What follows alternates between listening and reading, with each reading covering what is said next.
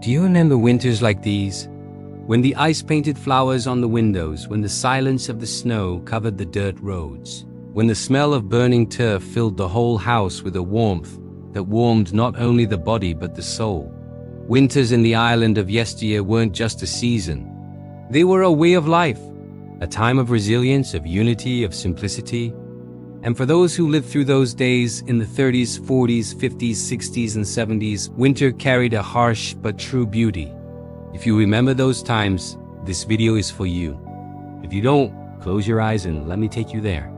In the small towns and villages scattered across the counties, from Cork to Donegal, from Galway to Kerry, winter arrived slowly but with force. Dirt roads turned to frozen mud. The trees lost their leaves and stood bare against the gray sky. And when the snow finally fell, the whole world seemed to stop. There were no cars passing by all the time. There was no rush. People walked slowly, hands in their pockets, faces hidden under shawls and woolen hats. The baker still made his deliveries by bicycle, balancing baskets of warm bread wrapped in white cloths. The milkman left bottles on the doorstep before dawn, and often the milk froze before it was collected. Neighbors helped each other. If one family didn't have enough turf to last the week, another shared. If someone fell ill, the women of the village brought hot soup and freshly baked bread. Winter brought people together in a way we almost forget today. The houses were small, but cozy. Stone walls kept out the cold, but also held every drop of warmth inside. At the center of it all was the fireplace, the heart of the house. The turf stove never went out completely. During the day, fueled by brown clumps of dry peat, it heated the kitchen, cooked meals, and dried wet clothes hanging on lines above. At night, the embers glowed softly, promising warmth until dawn. Do you remember? The frosty mornings when you woke up and saw ice inside the windows. The numb fingers as you dressed hurriedly, rushing to the fire. The feeling of sitting in the chair closest to the fireplace with a mug of hot tea in your hands. Mother's baked soda bread every day. The smell filled the house flour buttermilk, that slightly sour and comforting touch.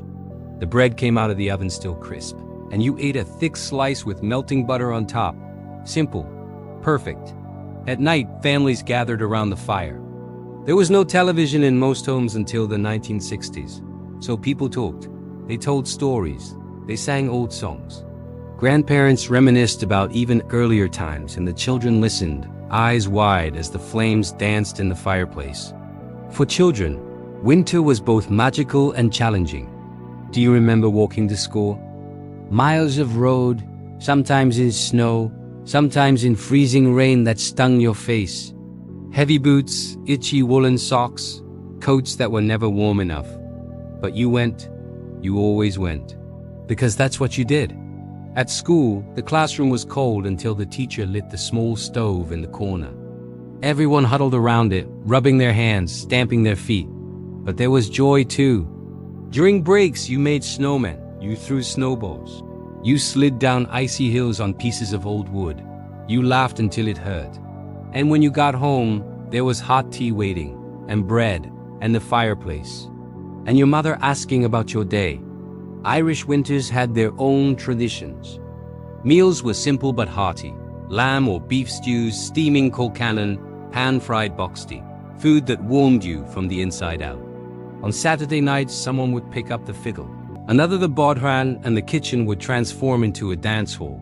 In those moments, the cold outside was forgotten. And as Christmas approached, a special anticipation filled the air. Decorating with holly branches, lighting candles in the window on Christmas Eve, walking to midnight mass through the snow under bright stars. Those were simple times, but they were ours. Today, winter is different. We have central heating, warm cars, modern clothes. Life has become easier, no doubt. More comfortable. But has it become richer?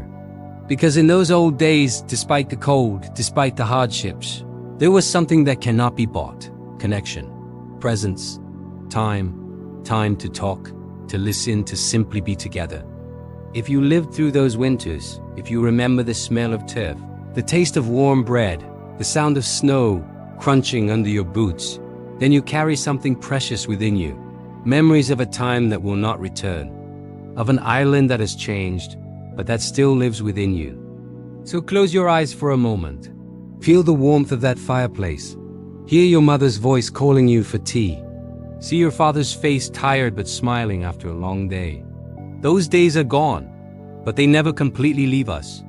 Because the winter of that time, it still lives here, deep in the heart. Thanks for joining us on this journey back in time.